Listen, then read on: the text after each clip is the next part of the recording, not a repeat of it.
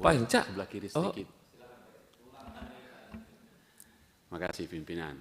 Yang saya hormati anggota Komisi 3 yang terhormat dan Bapak Ibu Polisian dari SPN, Ibu, Rafael dan keluarga. Saya mengikutinya, membacanya dengan pelan. Izinkan saya memberi 2 poin. Dan ini penting untuk kita. Pelajaran dari Psikuska di Uni Soviet. Ketika kegilaan menjadi senjata politik. Saya tertarik debat pimpinan tadi yang baik Pak Habibur Rahman dan Pak Sahroni tadi. Saya coba men-searching dan saya bacakan ini agar menjadi sentuhan kepada kita semua. Kira-kira begini. Psikuska, saya kira orang-orang psikolog tahu. Sejarah selalu meninggalkan jejak untuk dipelajari. Di era Soviet ada satu strategi yang begitu cerdas tetapi juga begitu kejam. Menggunakan ilmu psikologi sebagai alat eliminasi. Mereka tidak membungkam musuh dengan peluru, tidak membungkam kritik dengan penjara. Mereka membuat lawan terlihat gila. Mereka menyebutnya psikuska. Rumah sakit jiwa yang bukan sekedar tempat pengobatan, tetapi juga alat politik. Mereka yang vokal terhadap pemerintah, mereka yang mempertanyakan kebijakan negara, mereka yang berani bersuara berbeda, bisa dengan mudah dikirim ke fasilitas ini. Diagnosisnya apa? Schizophrenia lambat. Saya kira Ibu Feren paham ini. Penyakit ini tidak dikenal di luar Soviet, hanya ada di Soviet ini. Tidak ada dasar ilmiah yang jelas, tetapi dalam sistem yang dikendalikan oleh kepentingan, keabsahan ilmiah tidak lagi penting. Yang penting adalah hasilnya. Mereka yang dikirim ke Psikuska kehilangan kredibilitas mereka, kehilangan hak untuk membela diri, kehilangan identitas mereka sebagai manusia yang rasional. Bagaimana mungkin seorang bisa berdebat tentang kebijakan negara jika mereka sudah dicap sebagai orang gila? Ibu, saya membaca hatimu, bukan membaca ucapanmu. Sebagai seorang ibu, tadi juga diwakili di sana. Karena itu, pimpinan, saya ingin memulai dengan begini. Komisi 3 DPR RI ini bukan institusi medis, itu betul. Komisi 3 ini bukan tim psikolog, itu betul. Dan bukan rumah sakit jiwa, juga betul. Bukan panel ahli yang bisa menentukan apakah seseorang memiliki gangguan mental atau tidak.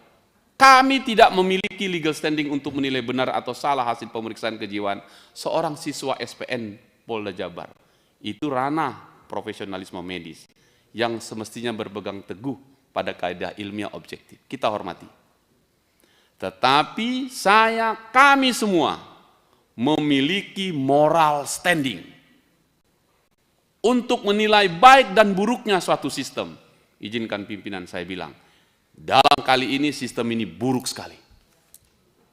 Nggak jauh bedanya coba kawin dokes dengan ini. Hanya 2 orang yang membatasi. Tapi 2 hal yang berbeda, langit dan bumi.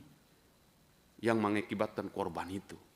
Sebuah keputusan administratif dalam pendidikan kepolisian yang seharusnya bisa diselesaikan di level internal Polda Jabar, kini bergulir hingga ke meja Komisi 3. Ibu jangan khawatir, ruangan ini keadilan untuk rakyat. Anda bisa sampai di sini. Bukan hanya jenderal di sini, Anda pun bisa di sini. Sebuah urusan yang seharusnya bisa ditangani oleh para jenderal di sana, malah menjadi konsumsi politik dan publik. Kami punya hati. Ini bukan sekedar kegagalan teknis, ini adalah gagalnya manajemen hukum di tubuh kepolisian sendiri, minimal di SPN Jawa Barat. Itu fakta itu. Di luar benar atau salah, saya tidak ingin diagnosis medis ini terhadap siswa itu. Saya tidak ingin, saya hormat itu. Tidak ada masalah di situ. Siapapun boleh mendapatkan vonis yang berbeda. Tetapi lebih buruk itu semua bila ada indikasi. Saya catat dari pimpinan. Ada indikasi bahwa diagnosis ini lahir bukan dari objektivitas medis, melainkan kebencian. Saya catat tadi. Itu namanya psikuska. Bahaya itu. Itu cerita saya, Pak Naga. Jadi Penting ini, saya kira ini penting. Ruang ini penting untuk mengkoreksi sistem pendidikan kita. Dalam sistem yang sehat, hukum adalah pedoman tertinggi, kita sepakat itu. Dan kebencian personal tidak boleh memiliki tempat di dalamnya. Nah, itu penting ini, tidak boleh. Seorang siswa tidak bisa diberhentikan hanya karena ada yang tidak menyukainya. Buang jauh-jauh itu. Apalagi jika alat yang digunakan untuk menyingkirkan dia adalah stigma psikologis yang seharusnya berdasarkan kaidah medis, bukan berdasarkan emosi dan subjektivitas. Ibu berdua, anggota dewan yang saya hormati, saya sepakat. Saya tersinggung disebut penyakit jiwa. Beliau di situ tuh. Saya hormati medisnya. Tapi buat kita sendiri punya legal standing moral menyampaikan itu. Kalau ini dibiarkan, kita membuka pintu presiden berbahaya pimpinan.